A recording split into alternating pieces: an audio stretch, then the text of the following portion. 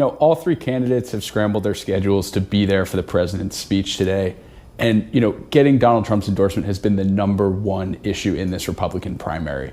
We've seen all three candidates try to make the case that they are the best candidate to support Trump's agenda and that they are his truest supporter in the state. So we've seen, John Cornyn has been, attacked for occasionally compromising with Democrats.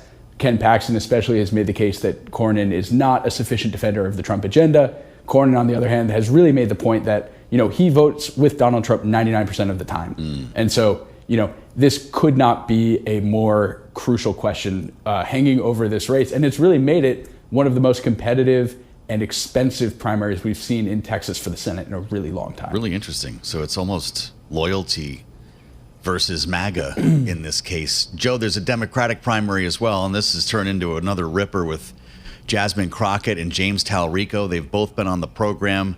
Crockett has the name recognition, and we're going to talk about this with our panel. There's a push-pull here. She's likely to win the primary, but might not be as effective in a general election.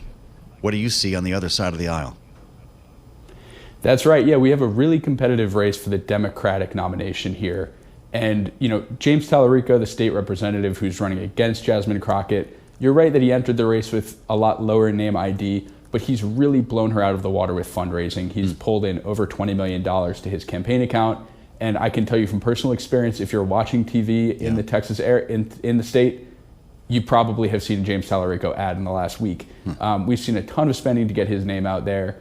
And, it depends on which poll you're looking at. Talarico has really struggled with black voters in the Democratic Party so far, but he's shown strength with college-educated voters, with Latino voters who make up a large percentage of the Democratic base here. So, we're also expecting to see a competitive race on the Democratic side here. And, as much as Democrats are focused on, who's going to win their nomination, we've also seen a lot of Democrats focused on that Republican side, because most analysts, most sort of poll watchers you speak to, they view Attorney General Ken Paxton as a candidate who really leaves the door open, particularly against someone like James Talarico, who is not really known as a flamethrower. He's a Presbyterian minister in training, so he can really make that case on morality and religion.